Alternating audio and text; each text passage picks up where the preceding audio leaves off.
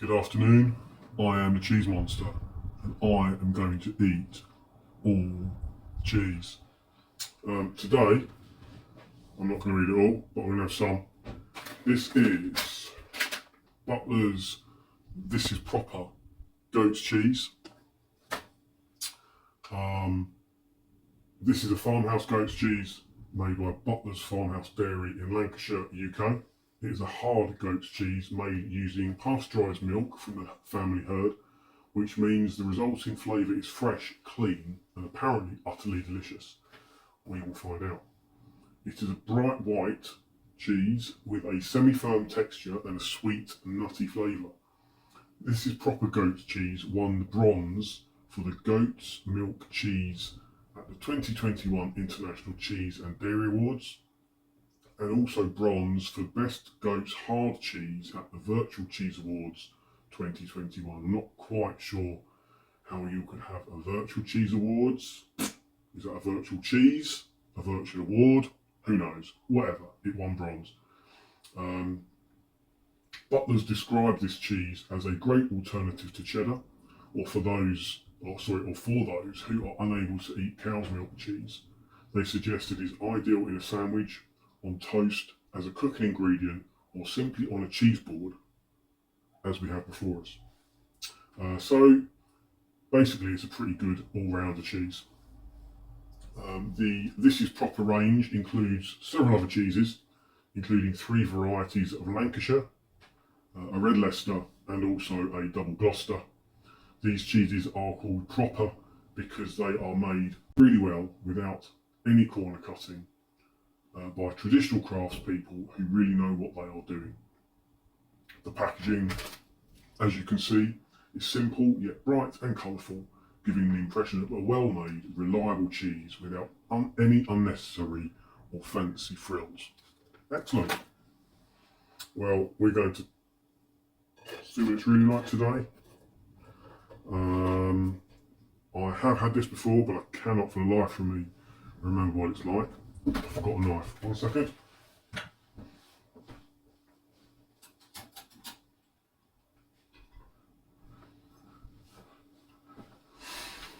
One day I might actually come prepared.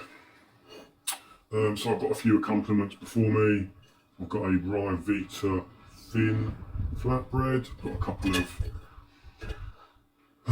Peter's Yard sourdough crackers. I've got a couple of water biscuits, and I've got a couple of Jacob's salt and pepper bakes. I've also got red onion chutney, real chutney, cranberry sauce. I've got a couple of slices of membrillo down here, quince paste, which I've never had with goat's cheese before.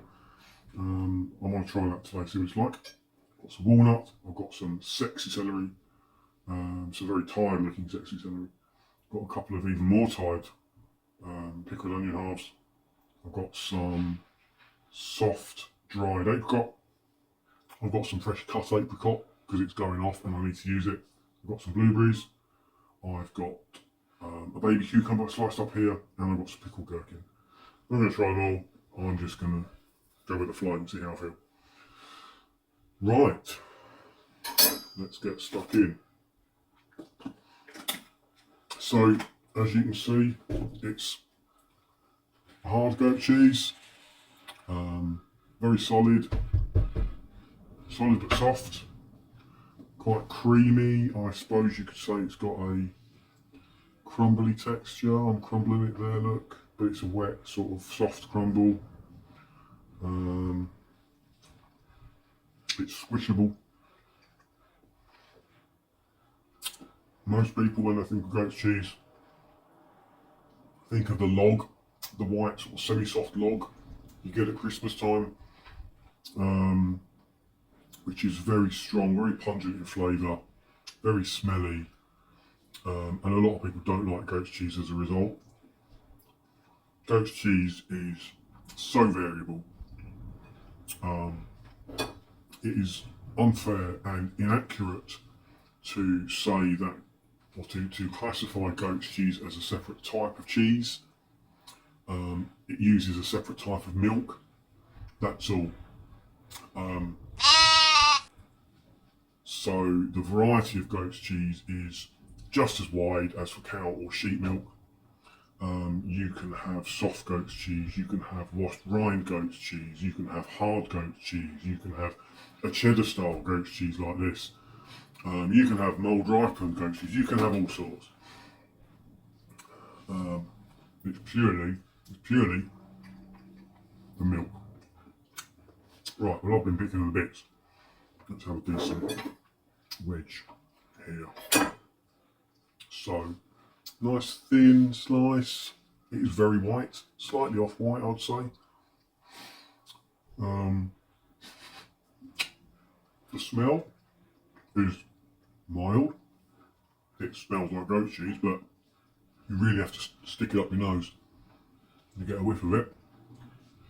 The taste, again, is obviously goat cheese. Quite buttery in a way, a bit tangy. It melts on your tongue. That is so delicious.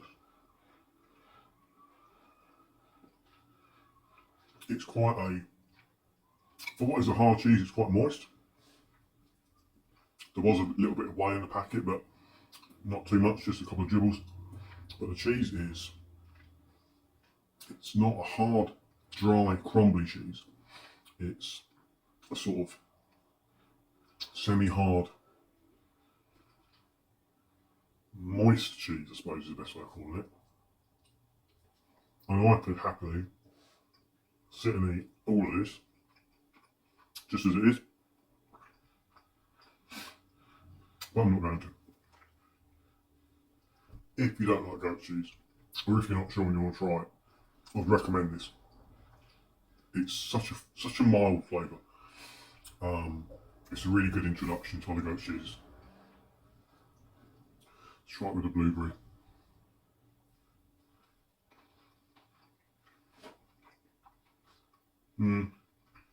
It's okay.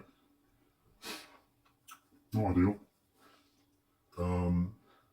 Try it with a bit of cut these into thirds. It cuts really nicely. I can see why this would be really good on a sandwich. Be tidy. Let's try a bit of wet apricot and a bit of dry apricot. It's fresh apricot there. That looks really nicely.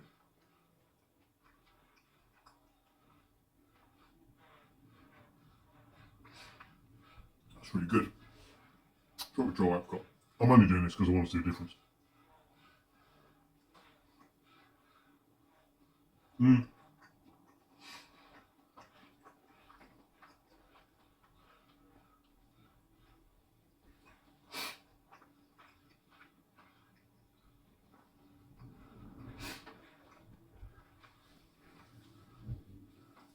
So with the dry apricot,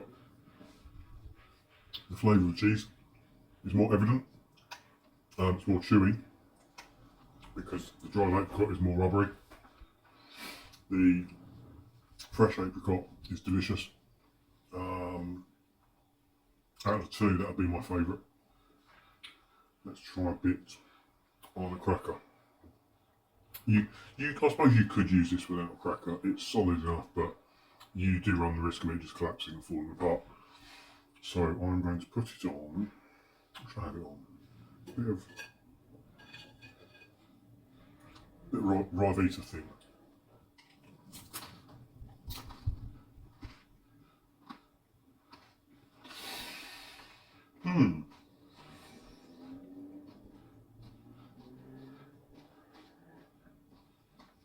It's nice.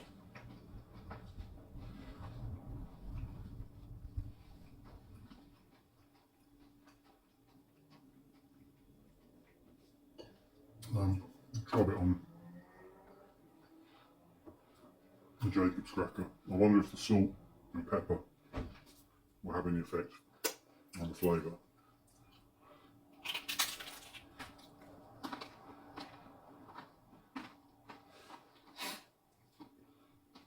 Hmm. Hmm. That's really nice.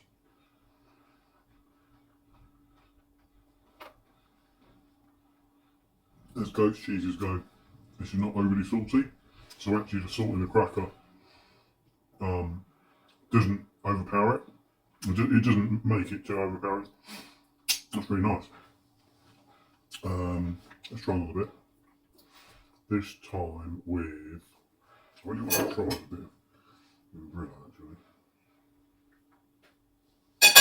This is a television first. Bloody hell.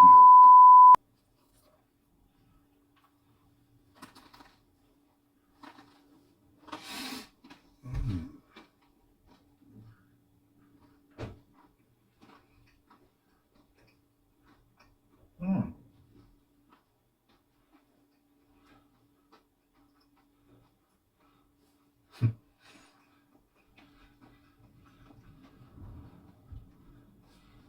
That's really nice as well.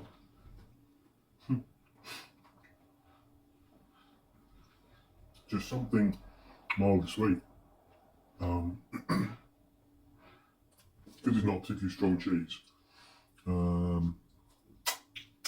It sort of just goes with everything. And then afterwards you get like that slight goaty tang.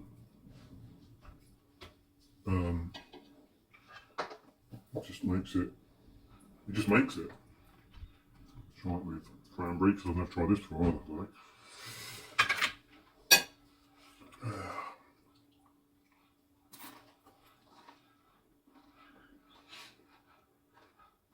Mm.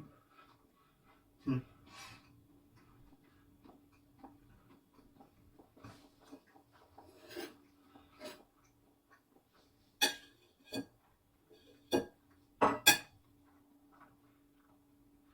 That really works as well. To get some more. It cuts. Cuts beautifully. Unless you screw it up. Sticks to the knife. Quite tacky.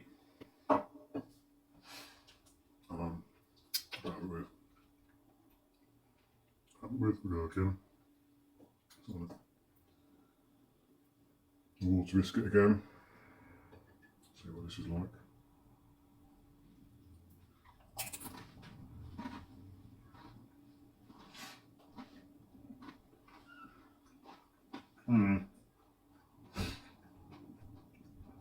Not really.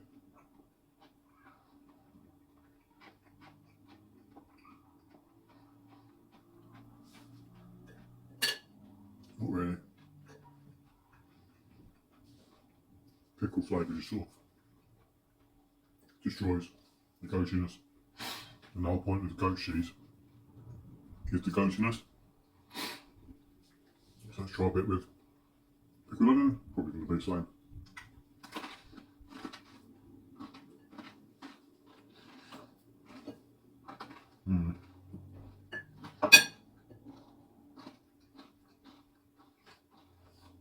I mean, it's edible, but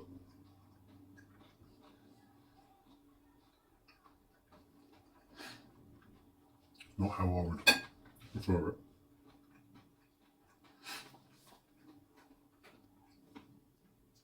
Right, a couple more things. Start with a bit of this red onion chutney. And then the last bit I'll try with some of the ale chutney. I wonder if both of these might be a little bit on the strong side. Alright, red onion chutney first.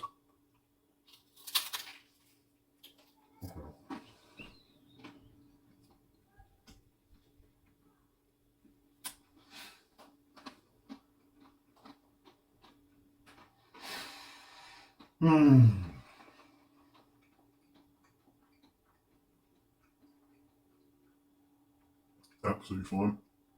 It tastes like cheddar. A slightly tangy cheddar. Which is what bottlers have described it as, basically.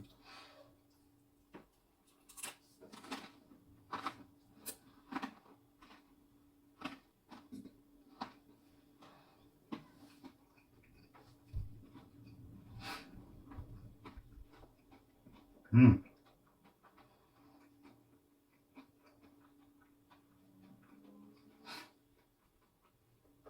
Well, well, well. This is an incredibly versatile goat's cheese. It's ideal for beginners or for those who don't like or don't know if they like goat's cheese. It's not overpowering. It's quite mild. It is tangy. Clearly a goat's cheese, but it is mild. It goes with basically everything. Although I would veer towards something sweet. The apricot worked really well. All of the chutneys and the cranberry sauce worked well. It would be absolutely brilliant in a sandwich for lunch. I haven't tried it on toast, but I can imagine it would be amazing. I don't know what the melting properties would be like. Maybe I should do a separate video on that. All in all, a very good buy. You can get this in certainly in Tesco's, and I think several other supermarkets.